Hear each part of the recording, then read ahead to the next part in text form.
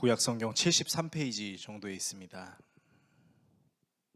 창세기 46장 1절에서 27절의 말씀을 한 절씩 교독하시고 마지막 절은 같이 읽도록 하겠습니다. 이스라엘이 모든 소유를 이끌고 떠나 브엘세바에 이르러 그의 아버지 이삭의 하나님께 희생 제사를 드리니 그 밤에 하나님이 이상 중에 이스라엘에게 나타나 이르시되 야곱아 야곱아 하시는지라.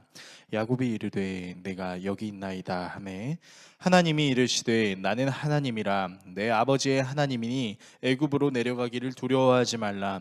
내가 거기서 너로 큰 민족을 이루게 하리라. 내가 너와 함께 애굽으로 내려가겠고 반드시 너를 인도하여 다시 올라올 것이며 요셉이 그의 손으로 내 눈을 감기리라 하셨더라. 야곱이 브엘세바에서 떠날새 이스라엘의 아들들이 바로가 그를 태우려고 보낸 수레에 자기들의 아버지 야곱과 자기들의 처자들을 태우고 그들의 가축과 가나안 땅에서 얻은 재물을 이끌었으며 야곱과 그의 자손들이 다 함께 애굽으로 갔더라. 이와 같이 야곱이 그 아들들과 손자들과 딸들과 손녀들 곧 그의 모든 자손을 데리고 애굽으로 갔더라. 애굽으로 내려간 이스라엘 가족의 이름은 이러하니라. 야곱과 그의 아들들 곧 야곱의 맏아들 르우벤과 르우벤의 아들 하녹과 발루와 헤스론과 갈미오 시므온의 아들은 여무엘과 야민과 오핫과 야긴과 스할과 가나안 여인의 아들 사울이요. 레위의 아들은 게르손과 그앗과 므라리요. 유다의 아들 곧 엘과 오난과 셀라와 베레스와 세란이 엘과 오난은 가나안 땅에서 죽었고 베레스의 아들은 헤스론과 하물이요. 이사갈의 아들은 돌라와 부아와 욥과 시므론이요. 스불론의 아들은 세렛과 엘론과 얄르엘이니 이들은 레아가 밧다나람에서 야곱에게 난 자손들이라. 그 딸 디나를 합하여 남자와 여자가 33명이며 갓의 아들은 시뵈과 학기와 수니와 에스본과 에리와 아로디와 아렐리우. 아셀의 아들은 임나와 이스와와 이스위와 브리아와 그들의 누이 세라며 또 브리아의 아들은 헤벨과 말기엘이니 이들은 라반이 그의 딸 레아에게 준 실바가 야곱에게 낳은 자손들이니 모두 16명이라. 야곱의 아내 라헬의 아들 곧 요셉과 베냐민이요. 애굽 땅에서 온의 제사장 보디베라의 딸 아스낫이 요셉에게 낳은 므낫세와 에브라임이요. 베냐민의 아들 곧 벨라와 베겔과 아스벨과 게라와 나아만과 에히와 로스와 뭇빕과 훔빕과 아르시니 이들은 라헬이 야곱에게 낳은 자손들이니 모두 14명이요. 단의 아들 후심이요. 납달리의 아들 곧 야셀과 구니와 예셀과 실렘이라. 이들은 라반이 그의 딸 라헬에게 준 비라가 야곱에게 낳은 자손들이니 모두 7명이라. 야곱과 함께 애굽에 들어간 자는 야곱의 며느리들 외에 66명이니 이는 다 야곱의 몸에서 태어난 자이며. 같이 읽습니다. 애굽에서 요셉이 낳은 아들은 2명이니 야곱의 집 사람으로 애굽에 이른 자가 모두 70명이었더라. 아멘. 오늘 여러분과 함께 창세기 강의 64번째 시간 어딜 가든 하나님의 나라입니다 라는 주제로 하나님의 말씀 나누도록 하겠습니다. 그리스도인들이 인생의 갈림길에 봉착할 때 하는 고민은 과연 어느 길로 가는 것이 하나님의 뜻일까라는 것입니다. 그리스도인들이 이런 고민을 하는 이유는 하나님께서 기뻐하실 만한 길, 하나님께서 잘했다라고 칭찬하실 만한 길로 가고 싶어서 기도하는 것입니다. 그리고 기도하면서 하나님께서 그동안 내게 역사하셨던 일들을 생각하고 나름대로 머릿속에 쌓인 인생의 경험들을 떠올리기도 합니다. 즉 기도하면서 생각하고 생각하면서 기도하는 등 가장 최고의 선택을 하고 싶어 고민에 몸부림을 치는 것이죠. 이런 고민은 당연히 해야 하는 고민이고 하지 않으면 자신의 인생을 게으르게 사는 것처럼 느껴지기도 합니다. 결론부터 말씀드리자면 하나님의 뜻은 어느 길에나 존재합니다. 두 가지 갈림길에서 하나님께서는 우리에게 한쪽 길만 택하라고 말씀하시지 않습니다. 중요한 것은 우리가 어느 길을 선택하든 그 길을 걸어갈 때 우리가 하나님과 함께 걸어가는지 아니면 하나님과 함께 걷고 있지 않는지를 인식할 수 있는 것, 이것이 가장 중요합니다. 왜냐하면 하나님께서는 특정한 어느 한 곳에서만 역사하시는 하나님이 아니라 모든 곳에 역사하시는 하나님이심에 틀림없기 때문입니다. 야곱은 요셉의 형들의 말을 듣고 식구들과 모든 재산을 챙겨서 이제 요셉을 만나러 떠납니다. 그리고 길을 떠나던 중 브엘세바라는 곳에 도착해서 하나님께 희생 제사를 드리는데요. 아마도 성경의 내용상 야곱의 마음속에는 무언가 두려움이 있었던 것으로 보이고, 그 두려움을 눈치채신 하나님께서 환상 중에 야곱에게 나타나셔서 두려워하지 말 것을, 그리고 하나님께서 약속하신 것을 다시 한번 확실하게 이룰 것임을 말씀해 주십니다. 자, 그렇다면 과연 야곱은 무엇이 두려웠던 것일까요? 그리고 하나님께서는 두려워하는 야곱의 두려움을 어떻게 해소해 주실까요?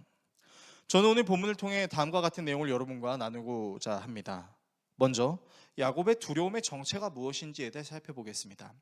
그리고 그 두려움을 세밀하게 해결해 주시는 하나님에 대해서 살펴보겠습니다. 그리고 마지막으로 하나님 나라에 대해서 살펴보겠습니다. 야곱의 두려움이 무엇인지, 그리고 그 두려움을 해결해 주시는 하나님이 누구신지, 그리고 그 하나님께서 우리에게 베풀어 주고자 하시는 하나님 나라는 무엇인지, 이 세 가지 내용을 나누고 기도하는 시간을 갖도록 하겠습니다. 첫 번째, 야곱의 두려움입니다. 야곱이 자신의 집을 떠나 이제 이집트를 향해 가던 중 브엘세바라는 곳을 지날 때 그곳에서 잠시 멈춰서 하나님께 희생 제사를 드립니다. 브엘세바라는 장소는 과거에 할아버지 아브라함과 아버지 이삭이 하나님께 제단을 쌓았던 곳입니다. 어쩌면 야곱 가문의 신앙의 고향이자 하나님의 약속의 후손들의 신앙 유적지라고도 할 수 있고, 브엘세바를 지나게 되면 이제 국경을 넘어서게 되는 것입니다. 야곱은 여기에 멈춰서 하나님을 예배하는데요. 왜 야곱은 이 브엘세바에서 하나님께 예배하는 것일까요? 오늘 본문 1절에서 3절을 화면을 통해서 같이 읽겠습니다. 이스라엘이 식구를 거느리고 그의 모든 재산을 챙겨서 길을 떠났다. 브엘세바에 이르렀을 때에 그는 아버지 이삭의 하나님께 희생 제사를 드렸다. 밤에 하나님이 환상 가운데서 야곱아 야곱아 하고 이스라엘을 부르셨다. 야곱은 제가 여기 있습니다 하고 대답하였다. 하나님이 말씀하셨다. 나는 하나님 곧 너의 아버지의 하나님이다. 이집트로 내려가는 것을 두려워하지 말아라. 그러니까 야곱이 브엘세바에서 하나님을 예배할 수밖에 없었던 이유가 정확하게 나와 있죠. 이집트로 내려가는 것을 두려워하지 말아라. 그러니까 야곱이 하나님께 예배를 드린 이유는 이집트로 가는 이 상황이 굉장히 두려웠기 때문인 것입니다. 그렇다면 과연 야곱은 무엇을 두려워했을까요? 이 두려움에 대해서 세 가지로 여러분께 설명을 드리도록 하겠습니다. 첫 번째로, 야곱은 아버지 이삭이 당시 살고 있던 땅에 기근이 있을 때 애굽으로 내려가지 말라는 하나님의 말씀을 기억할 수 있었어요. 자, 이게 무슨 소리인지 창세기 26장 1절에서 4절로 여러분들께 설명드리겠습니다. 일찍이 아브라함 때 그 땅에 흉년이 든 적이 있는데 이삭 때에도 그 땅에 흉년이 들어서, 자, 할아버지 아브라함 때도 이삭 때도 땅에 흉년이 들었던 적이 있어요. 자, 근데 여기서 이삭의 태도를 잘 보십시오. 이삭이 그랄의 블레셋 왕 아비멜렉에게로 갔다. 주님께서 이삭에게 나타나셔서 말씀하셨다. 이집트로 가지 말아라. 내가 너에게 살라고 한 이 땅에서 살아라. 내가 이 땅에서 살아야 내가 너를 보살피고 너에게 복을 주겠다. 이 모든 땅을 내가 너와 너의 자손에게 주겠다. 내가 너의 아버지 아브라함에게 맹세한 약속을 이루어서 너의 자손이 하늘의 별처럼 많아지게 하고 그들에게 이 땅을 다 주겠다. 이 세상 모든 민족이 내 씨의 덕을 입어서 복을 받게 하겠다. 자, 여러분 말씀해 보시면요, 이삭이 그랄로 간 이유는 분명합니다. 그가 곡식이 없었기 때문에, 땅에 기근이 있었기 때문에 이집트에서 곡식을 빌리려는 생각을 갖고 있었던 거죠. 자, 근데 그 생각을 가지고 있었던 이삭에게 하나님께서 뭐라고 말씀하세요? 이집트로 가지 말라고 말씀하세요. 그리고 이삭은 이런 하나님의 명령에 순종합니다. 야곱이 아버지 이삭이 굶주리고 힘든 상황에서도 하나님의 약속의 땅을 떠나지 않았다라는 이 말씀을 우리가 바라봤을 때, 여러분, 야곱은 알고 있었어요. 자신의 아버지 이삭이 기근이라는 어려운 환경을 겪었어도 하나님께서 약속하신 그 가나안 땅을 함부로 벗어나지 말아야 한다라는 어떤 일종의 기억과 신앙이 있었던 것이죠. 그러니까 지금 야곱이 자기가 살고 있던 땅을 떠나서 이집트로 가면서 무슨 찜찜함이 있는 거예요? 하나님께서 내 아버지에게 약속하셨던 이 땅을 내가 떠나도 되는 건가? 라는 생각이 드는 겁니다. 두 번째 두려움은, 야곱은 할아버지 아브라함에게 하나님께서 말씀하셨던 내용을 기억할 수 있는데요. 창세기 15장 13절에서 14절에는 이런 말씀이 기록되어 있습니다.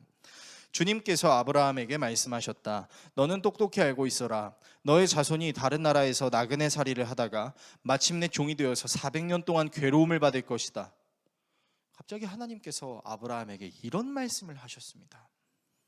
그러나 너의 자손을 종살이하게 한 그 나라를 내가 반드시 벌할 것이며 그 다음에 너의 자손이 재물을 많이 가지고 나올 것이다.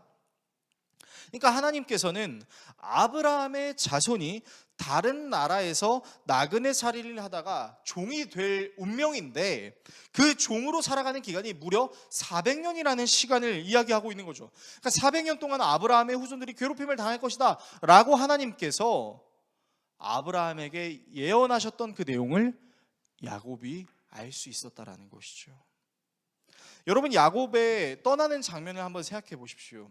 지금 야곱은요, 모든 것을 가지고 떠나고 있습니다.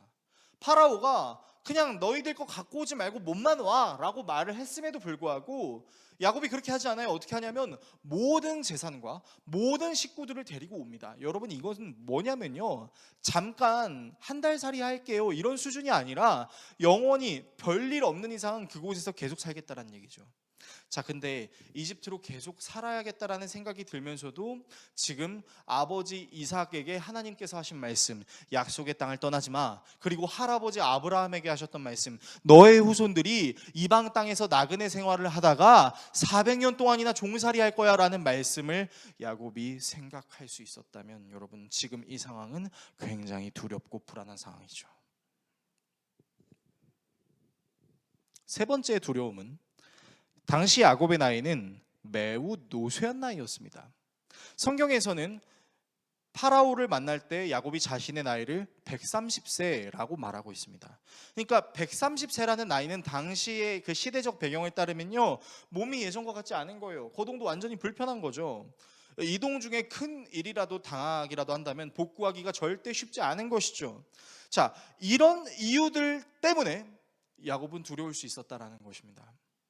하나님께서 자신의 아버지에게 약속의 땅에서 벗어나지 말라고 말씀하셨던 것, 자신의 할아버지에게 후손들이 외국에서 400년이나 종살이를 하게 될 것이라고 말씀하셨던 것, 불편한 나이가 되었다는 것, 이 모든 것들이 야곱에게는 두려움의 요소가 될 수 있었던 것이죠. 자, 그런데 여기서 제가 여러분과 좀 더 살펴보고 나누고 싶은 내용이 한 가지가 더 있습니다. 자, 죽은 줄로만 알았던 그 아들 요셉이 멀쩡히 살아있는 것도 굉장히 신기한데, 심지어 이 아들의 직업이 이집트의 국무총리입니다. 더 놀라운 것은 이 자신의 아들 요셉이 요셉의 형제들과 만났을 때 무슨 얘기를 했었어요? 여러분은 다 기억하실 겁니다. 우리가 계속 창세기 강해를 해오고 있잖아요. 요셉이 요셉의 형제들에게 뭐라고 얘기했었습니까? 형님들, 근심하지 마소서, 한탄하지 마소서. 형님들이 나를 이곳에 보내신 것이 아니라 하나님께서 형님들을 구원하게 하시기 위해서 나를 이곳에 보낸 것입니다. 형님들 잘못 아니에요. 하나님의 계획이었어라고 얘기하는 거죠. 자, 그러면 여기서 우리는 한 가지 이상한 추측을 할 수 있는데, 그게 무엇이냐면요, 야곱이 알고 있는 하나님의 모습과 요셉이 고백하고 있는 하나님의 모습의 충돌이 일어날 수 있다는 겁니다. 자, 무슨 말인지 설명해 드릴게요. 자, 자신의 아버지, 그러니까 야곱의 입장에서는 자신의 아버지한테 이집트로 가라고 했어요? 가지 말라고 했어요? 하나님께서 가지 말라고 하셨잖아요. 그런데 자신의 아들이 지금 어디에 있어요? 이집트에 있어요. 심지어 이집트에서 국무총리로 살아가고 있습니다. 심지어 파라오가 자기의 가족들을 모셔오라고 마차도 보내주고 모든 것들을 다 보내줬어요. 그러니까 야곱의 입장에서는 굉장히 아이러니할 수밖에 없죠. 뭐가 아이러니하죠? 하나님이 내 아버지를 통해서 가나안에서 떠나지 말라고 했는데 내 아들을 통해서는 이집트로 가라고 하네. 이거 어떻게 해야 되는 거지? 라는 생각이 들었을까요? 안 들었을까요? 그리고 실제로 할아버지 아브라함이 들었던 하나님의 말씀과 같이 우리가 이집트에 가서 잠깐은 편하게 살 수 있어도 이후에 이집트의 종살이를 400년 동안 하게 되면 어떡하지? 라는 불안감이 있었을까요? 없었을까요? 그리고 여러분, 사실 이렇게 하나님의 뜻이 충돌하는 것처럼 느껴지는 상황은 야곱만 겪는 게 아니라 우리도 살아가면서 겪는 순간들이 있습니다. 예를 들면 이런 것이죠. 분명히 여러분이 하나님께 이제 기도했습니다. 하나님 어디에서 살아야 될까요? 하나님 어디에 제가 있어야 될까요? 막 기도했습니다. 그런데 하나님의 응답인지 아닌지는 정확하게 알 수 없는데 마치 여기에 있어야 될 것 같은 그 마음이 여러분들에게 막 샘솟았어요. 그래서 여러분들이 거기에 있기로 결정하고 여러분을 담당하는 사역자나 여러분의 동료들에게 얘기했습니다. 제가 기도했는데 하나님께서 저에게 여기에 있으라고 말씀하신 것 같았어요. 그런데 놀랍게도 갑자기 사역자가 내지는 여러분들의 동료가 이렇게 얘기하는 거죠. 사실 제가 성도님을 위해서 기도했는데 저에게는 하나님께서 이렇게 말씀하시던데요. 여러분 이런 경험을 해보신 적 없으십니까? 저는 꽤 있었던 것 같아요. 심지어 하나님의 뜻인 줄 알았는데 하나님의 뜻이 아닌 것처럼 느껴지는 상황들도 굉장히 많이 만났습니다. 그러니까 우리가 정말 궁금하잖아요. 하나님 어쩌라고요? 하나님 도대체 어떻게 하라고요? 제발 하나님께서 그냥 명확하게 A라고 말씀해 주셨으면 좋겠는데 우리 하나님은 명확하게 A라고 말씀하시는 분이 아니시니까 도대체 무엇이 하나님의 뜻인지 모르는 경우, 여러분 수년 동안 수십 년 동안 신앙생활 해오시면서 많이 경험하셨을 겁니다. 그러니까 야곱도 지금 그 신앙의 충돌이 일어나면서 도대체 하나님의 말씀이 무엇이 맞는가라는 고민이 들기 시작하면서 결국에는 자신의 머리로 이해할 수 없는 상황과 환경, 쉽게 결정을 내리지 못하는 답답한 상황 속에서 야곱이 선택한 것이 무엇이에요? 예배예요. 자기의 인생을 인도하신 하나님께 예배하지 않을 수 없었던 것이죠. 상황과 환경도 두렵지만 무엇보다 하나님의 뜻이 무엇인지 알기 위해서는요, 하나님께 예배하는 것 말고는 답이 없었기 때문이라는 것입니다. 여러분, 그래서 야곱은 너무나 두려웠지만 하나님께 예배하는 자리로 나아갔습니다. 두 번째입니다. 두려움을 해결해 주시는 하나님입니다. 무엇이 정확한 답인지 알 수 없는 심정으로 하나님께 희생 제사를 드렸던 이 야곱에게 하나님께서 환상 중에 임하셔서 말씀하십니다. 오늘 우리가 읽은 본문 2절에서 4절을 화면을 통해서 다시 한번 읽어보겠습니다. 밤에 하나님이 환상 가운데서 야곱아 야곱아 하고 이스라엘을 부르셨다. 야곱은 제가 여기 있습니다 하고 대답하였다. 하나님이 말씀하셨다. 나는 하나님 곧 너의 아버지의 하나님이다. 이집트로 내려가는 것을 두려워하지 말아라. 내가 거기에서 너를 큰 민족이 되게 하고 나도 너와 함께 이집트로 내려갔다가 내가 반드시 너를 거기에서 데리고 나오겠다. 요셉이 너의 눈을 직접 감길 것이다. 자, 말씀을 보시면요, 하나님께서 야곱을 위로하는 장면이 너무나 세밀하다는 것을 알 수 있습니다. 자, 먼저 하나님께서 야곱의 이름을 두 번 부르세요. 야곱아 야곱아 라고 두 번 부르시죠. 성경에서 하나님의 부르심을 받는 인물들 중에는 그 이름이 두 번 불려지는 인물들이 있는데 그 두 번 불려진 인물들의 공통적인 특징이 무엇이냐면 그들은 하나님의 부르심을 받은 사람들이었다라는 것입니다. 그러니까 즉 소명의식을 가지고 있는 사람들이었다라는 것이죠. 다시 말해 야곱은 하나님의 부르심으로 사는 사람이라는 것을 우리가 알 수 있습니다. 자, 이 부르심을 받은 부르심을 받은 아브라함과 이삭처럼 야곱도 똑같이 하나님께 부르심을 받은 것인데요. 즉 하나님께서는 아브라함에게 이삭에게 하셨던 약속을 누구에게도 하시는 거예요? 야곱에게도 하시고 반드시 그 약속을 이루어 주실 것이다 라고 말씀하고 계신 거예요. 또한 하나님께서는 야곱에게 자신이 그냥 하나님이라고 말씀하시지 않습니다. 누구의 하나님이라고 얘기해요? 곧 너의 아버지의 하나님이다 라고 얘기합니다. 그것은 무슨 말이에요?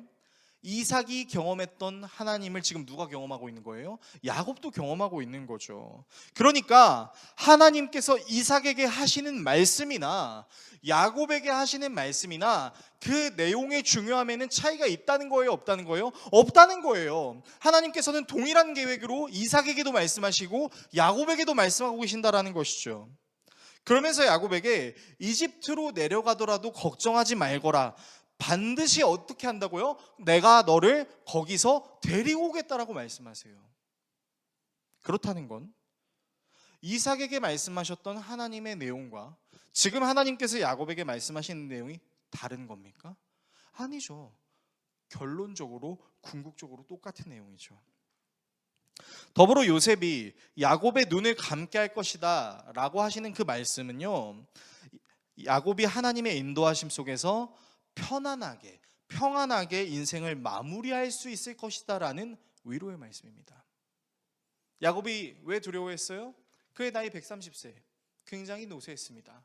어디를 멀리 이동하는 게 쉬운 일이 아니었어요. 어딘가 다치기라도 한다면 쉽게 복구도 안 되고, 그 위협하는 사람들의 습격이라도 받게 된다면 언제 죽을지 어떻게 알겠습니까? 하나님께서 그런 야곱의 두려움을 확실하게 얘기하시죠. 너의 아들 요셉이 너를 장사 지낼 거야. 너를 평안히 인도할 거야. 하나님께서 지금 야곱을 위로하고 계신 이 내용들이요, 정확하게 야곱이 느끼고 있었던 세 가지의 두려움을 세밀하게 말씀해 주시는, 세밀하게 대답해 주시는 하나님의 음성이죠. 뭐야, 내 아버지가 들었던 하나님의 음성과 내 할아버지가 들었던 하나님의 음성을 생각하면 내가 지금 이러고 있으면 안 될 것 같은데, 걱정하지 마. 너의 아버지의 하나님은 지금 너의 하나님이기도 해. 동일한 하나님이야. 그리고 내가 너를 이집트에서 다시 데리고 와줄 거야. 걱정하지 마. 너는 평안히 요셉을 통해서 인생을 마무리할 수 있어. 그러니까 하나님께서는요, 야곱이 고민하고 있었던 모든 문제의 내용들에 대해 매우 성실하시면서도 세밀하시면서도 확실하게 대답해 주심으로 야곱의 마음에 평안을 주십니다. 그래서 하나님께 예배를 드린 그때에서야 야곱이 어떤 행동을 하냐면, 여러분 성경을 자세히 보시면요, 이미 요셉이 파라오를 통해서 요셉의 형제들에게 수레를 줬잖아요. 이 수레에 타고 오라고. 근데 안 타고 있었어요. 근데 안 타고 있었던 그 수레에 이제 어떻게 하기 시작합니까? 예배를 드리고 하나님께서 세밀하고도 명확하신 확답과 대답으로 말씀해 주시니까 그제서야 마음의 평안이 찾아오는 거죠. 그래서 어떻게 해요? 이제 이집트 파라오의 수레에 그들의 몸을 싣기 시작합니다. 평안하게 이집트를 향해 가는 거죠. 그리고 성경은 이집트로 향하는, 그리고 이집트에 살았던 야곱의 식구들의 이름을 세세하게 이야기합니다. 성경에 이름이 기록되어 있다는 것은 무엇입니까? 하나님이 그 사람에게 역사하셨다는 거죠. 무슨 말이에요? 하나님이 정말로 야곱에게 약속하셨던 말씀대로 세밀하고도 평안하게 야곱의 가족들을 모두 이집트로 이주시켰다라는 내용입니다. 이런 하나님의 위로를 통해 우리가 알 수 있는 사실은요, 여러분, 우리 모두에게 역사하시는 하나님은 다 동일한 하나님이라는 것입니다. 그리고 하나님은 말씀하시는 것을 반드시 이루어 주심과 동시에 우리의 영혼을 안전하게 하시는 분이라는 사실입니다. 여러분, 이 하나님을 신뢰할 때 우리에게 주어질 수 있는 유익은요, 하나님은 뭐야, 여기서 하나님은 이렇게 말씀하시고 저기서는 하나님 저렇게 말씀하시는 앞뒤가 다른 모습처럼 역사하시는 하나님 아니야? 라고 느껴진다 할지라도 사실 그것은 앞뒤가 다르게 역사하시는 하나님이 아니라 때와 상황에 맞게 가장 적절하게 우리를 인도하시는 하나님이라는 사실을 아는 것, 더불어 모든 상황과 환경 속에서 가장 완벽한 모습으로 인도하시는 하나님이 우리가 어디에 있든지 우리와 함께 하시는, 우리를 평안하게 해주시는 은혜로 함께 하시기 때문에 우리는 어느 곳에 가더라도 하나님과 함께하면 요동하지 않을 수 있다는 얘기입니다. 그래서 하나님을 믿는 사람들은요, 주님 어디에 가야 될까요? 무엇을 해야 될까요? 라고 질문할 수 있지만 그 질문을 하기 전에 먼저 우리의 마음속에 나 자신이 어디에 있든 그곳에서 무엇을 하든 모든 상황과 환경 가운데 하나님이 우리와 함께 하신다라는 믿음으로 이 세상을 살아야 한다는 것입니다. 여러분, 이것을 믿는 게 하나님 나라 안에 거하는 사람들의 삶입니다. 하나님 나라의 통치하심을 믿는 것이죠. 하나님 나라는 공간에 제약되지 않으니까요. 어딜 가든 하나님의 나라이니까요. 하나님은 모든 곳에서 동일한 모습으로 역사하실 수 있는 하나님이니까요. 제가 사역을 시작했을 때 이제 처음 사역을 시작했을 때 나이가 22살이었는데 제가 25살의 젊은 나이에 처음 사역을 시작할 그 교회에서 사역을 시작할 때 이제 고등부에서 사역을 시작했었습니다. 그때 저에게 맡겨진 사역이 무엇이었냐면 찬양 사역과 신방 사역이었어요. 근데 사실 저는 음악에 대해서 진지하게 공부를 해본 적이 없었는데 당시 제가 예배를 드리고 있는 환경은 약 700명의 학생들이 모여서 예배드리는 곳이었고 심지어 그 찬양팀의 멤버들은 실용음악을 전공하는 사람들이었습니다. 내지는 실용음악을 전공하는 것에 준하는 실력을 갖고 있었던 사람들이었죠. 그러니까 이 친구들과 찬양 사역을 하는 거, 그리고 찬양을 함께 부르는 700여 명의 성도들과 함께 사역을 하는 거 정말 실력 굉장했습니다. 그러니까 정말 저는 한 번도 경험해 보지 못했던 음악 공부를 해야만 했었고, 가수들이 어떻게 목소리를 내는지, 그리고 음악 작곡가들이 작사가들이 어떻게 이 곡을 작사 작곡했는지에 대해서 생각하고 그 노래들을 찬양들을 카피하고 또 그것을 제가 직접 연주해 보고 노래로 불러보기도 하면서 엄청 열심히 노력했었어요. 그렇게 열심히 노력하고 찬양 사역을 하면서 실제로 얻은 열매는 굉장했습니다. 700여 명이 넘는 성도들이 매우 좋아했고 정말 날마다 그 찬양하는 시간을 기대했고, 실제로는 이 교회 내에서 저의 찬양 사역에 대한 칭찬들이 상당히 자자했습니다.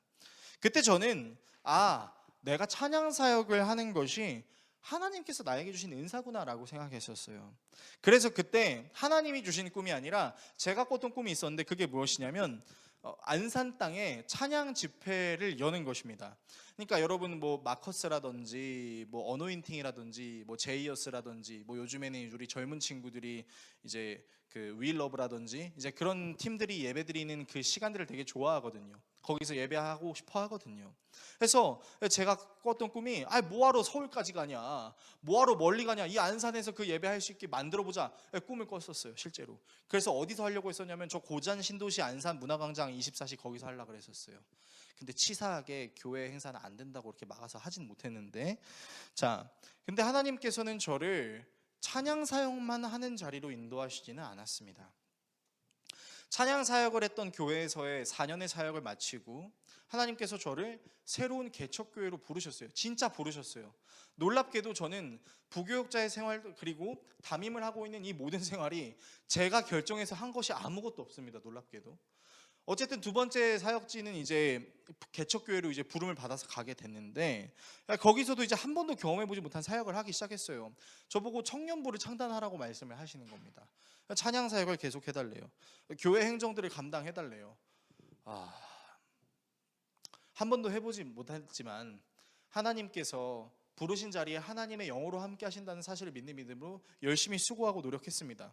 그래서 그렇게 수고해서 제 사역의 지경도 넓어지기 시작했어요. 그래서 청년부도 해보고 작년 교구도 맡아보고 예배 사역과 여러 행정 사역, 행사 사역 같은 것들을 기획해보기도 하고 다 해봤습니다. 그리고 이렇게 하나님께서 제 지경을 넓혀주신 다음에 하나님께서 저를 어디로 부르셨냐면 갑자기 새로운 도시가 생긴대요. 그리고 이 도시에도 교회가 필요할 것 같대요. 그래서 저한테 이 도시를 품는 마음을 허락해 주셨어요. 그 도시가 바로 거북섬입니다. 근데 사실 막막했어요. 사실 교회 개척은 처음입니다. 제가 뭐 해본 적도 없고 심지어 제 나이는 상당히 젊은 나이에 속하기 때문에 과연 교회를 개척하고 이 교회를 담임하는 역할을 내가 잘 할 수 있을까? 사실 내가 잘할 수 있는 사역은, 누군가에게도 자랑할 수 있는 사역은 사실은 찬양 사역인데, 하나님께서 나를 찬양 사역을 하라고 부르신 것이라고 생각하고 있었는데 내가 이 개척교회를 담임하는 사역을 과연 할 수 있을까라는 생각 정말 많이 했던 것 같습니다. 그러나 하나님께서는 저의 고민을 위로하시듯 모든 부분을 은혜로 채워주시더라고요. 하나님, 어디에서 예배해야 될까요? 하나님께서 이 예배의 장소를 알게 해주셨습니다. 놀랍게도 저는 시온프라자가 있는지도 몰랐어요. 근데 하나님께서 이 시온프라자가 있는 곳을 알게 해주셨습니다. 그리고 이곳에서 하나님을 예배할 수 있는 공간만 허락해 주신 게 아니라 사랑하는 성도들과 교제하고 제 사물을 보고 새가족들이 오면 영접하고 어린이들이 예배할 수 있는 공간도 허락해 주셨어요.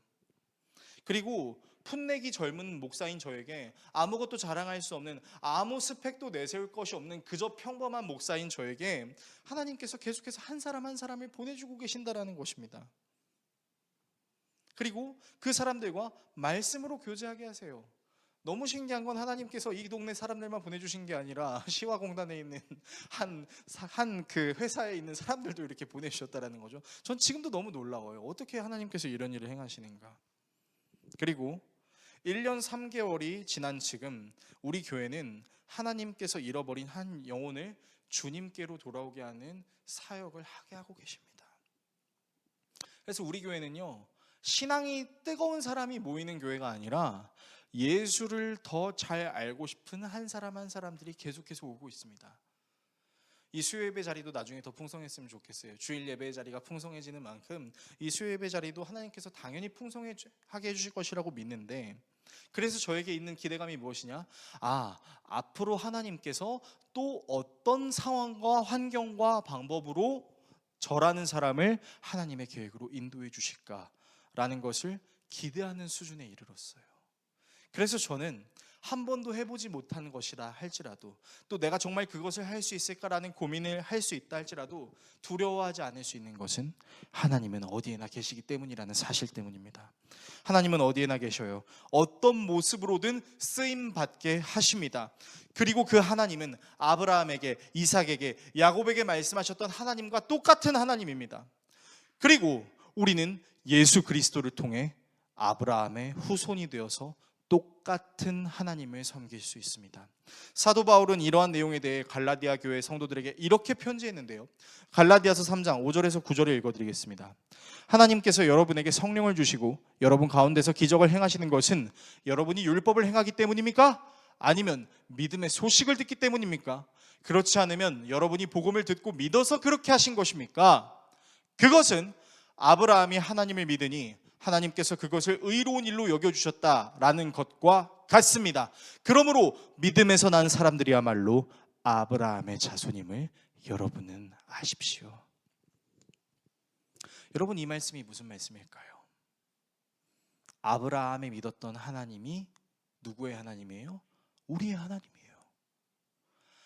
하나님이 선택하셨던 그 아브라함, 그 하나님은 누구를 선택하세요? 우리를 선택하신다고요. 이 말들은 다시 말해 아브라함의 하나님이 우리의 하나님이며 하나님이 사랑하셨던 아브라함이 우리가 될 수 있다는 사실입니다. 모든 세대를 초월하시는 하나님이 우리의 하나님이십니다. 과거에도 현재에도 미래에도 역사하시는 하나님은 동일한 하나님이십니다. 그 하나님이 모든 곳에서 역사하셨던 것처럼 우리 모두에게도 역사하십니다. 그리고 매우 세밀하게 우리에게 응답하실 수 있습니다. 이것이 하나님께서 우리에게 주시는 진정한 위로입니다. 이 위로를 온전히 믿을 수 있는 믿음이 저와 여러분에게 있기를 간절히 소망합니다. 세 번째입니다. 하나님 나라입니다. 하나님 나라는 어떤 특정한 행동, 어떤 특정한 영역에 머무시는 것이 아닙니다. 하나님은 전지전능하시고 시간을 초월하시며 어디에나 계시는 분이시기 때문이죠. 그래서 예수님은 절대로 자신을 배반하지 않겠다고 주장하고 확신했던 베드로의 미래의 모습을 알고 계셨지만 책망하지 않으시고 오히려 베드로에게 찾아오셔서 베드로의 진심을 고백하게 하시죠. 정말로 네가 나를 사랑하느냐라고 말입니다.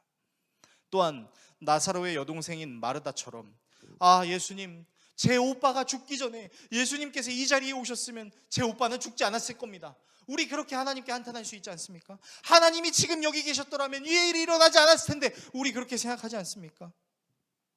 그러나 그런 마르다의 푸념과 같은 말에도 예수님은 분노하지 않고 오히려 죽음 앞에서 어떤 행동도 할 수 없었던 죄의 능력에 대해 분노의 눈물을 흘리시며 마르다를 위로하셨습니다.